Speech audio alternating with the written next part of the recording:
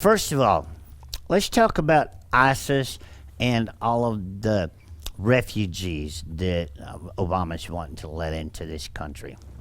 All right, first of all, how much money and how many billions of dollars would we spend to research all of the Muslims that are wanting to come in from Syria, house them, feed them, and everything else? Okay? I agree that they're just innocent people caught in a hell of a mess. Okay? But here is exactly my plan and my question to the American government of why they don't use their head just a little bit, okay?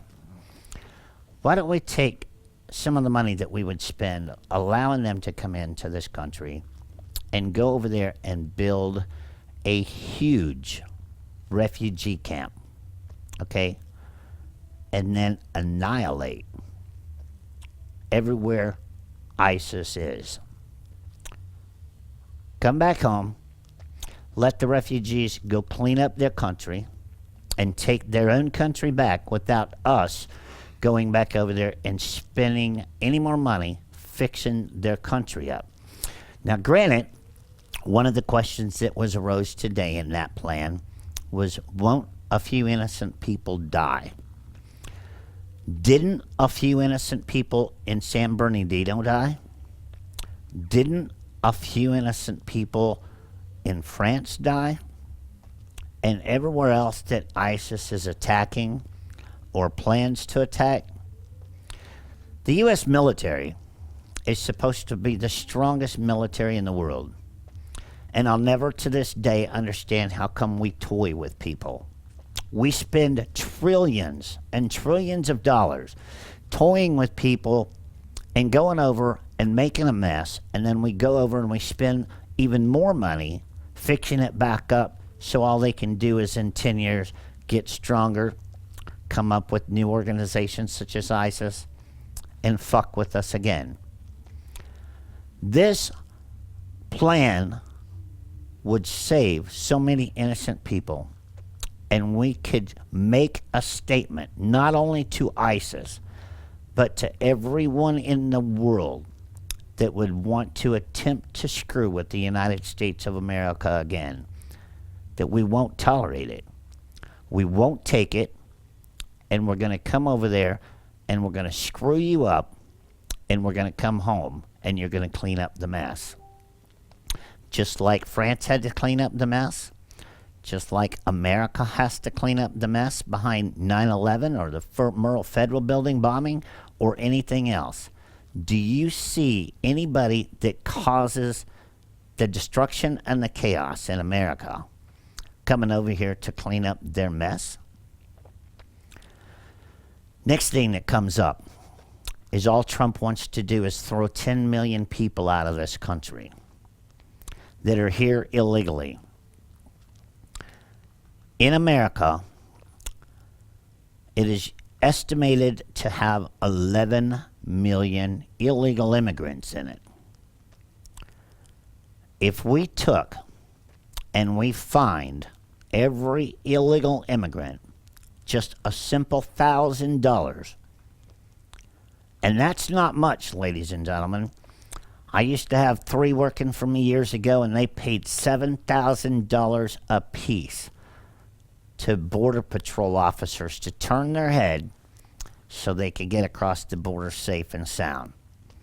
If we charged every illegal immigrant $1,000, which is nothing, gave them a social security number, and made them start paying taxes, that is $11 billion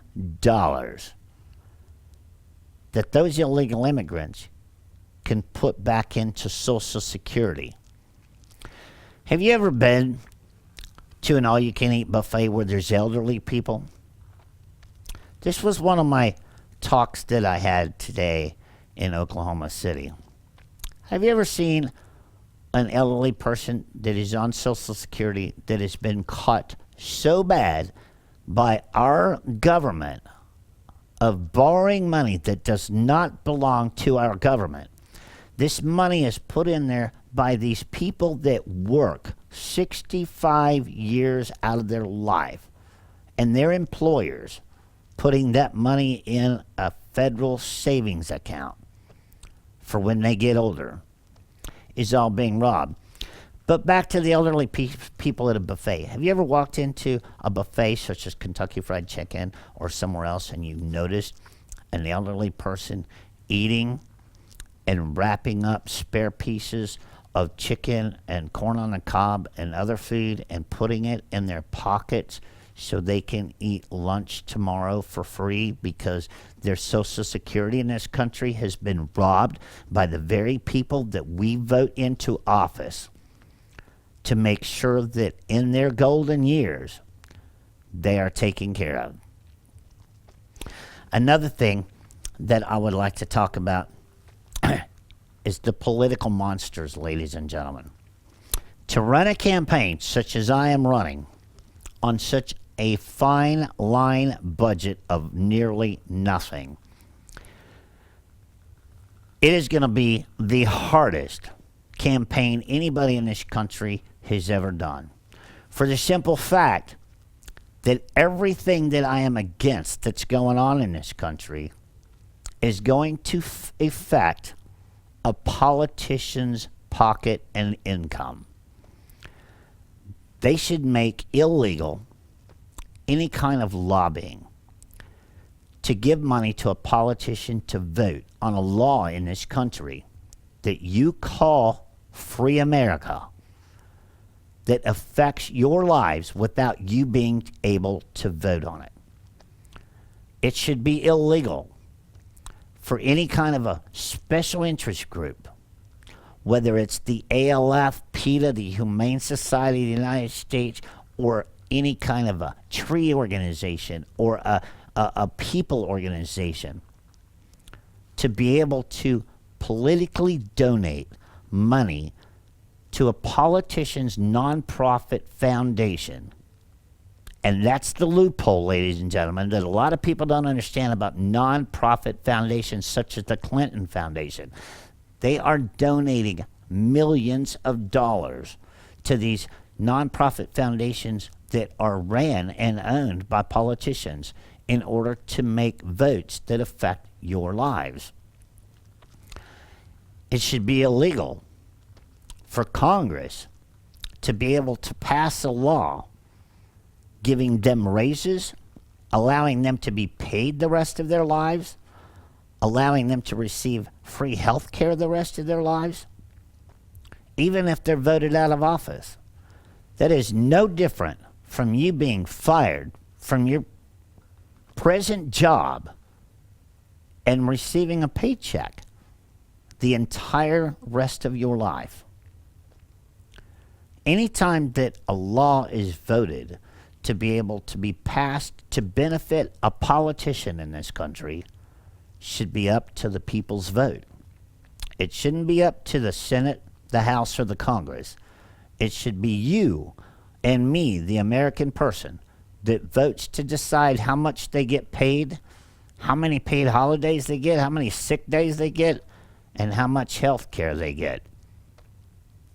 There's no reason why a politician in this country should be able to set the laws that you, the taxpayers of this country, pay for their salaries, and you not have anything to say about it.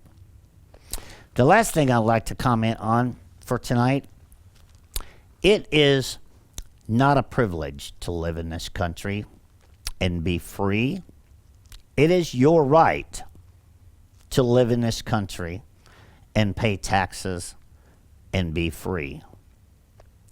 Laws that are pushed on you by special interest groups and lobbyists should be considered a domestic terrorist that is taking your rights away from you without you having a voice. This is no longer free America, ladies and gentlemen. This is the scariest and the most important election that will affect any of your children or any of your grandchildren. Because like I've said in many videos before, they spent $5 billion trying to come up with a new camouflage. Do you know what that camouflage was? It was an invisible material to make the military people fighting these wars completely invisible. And then they put that out there to the general public and the other countries that we were trying to develop this. So why?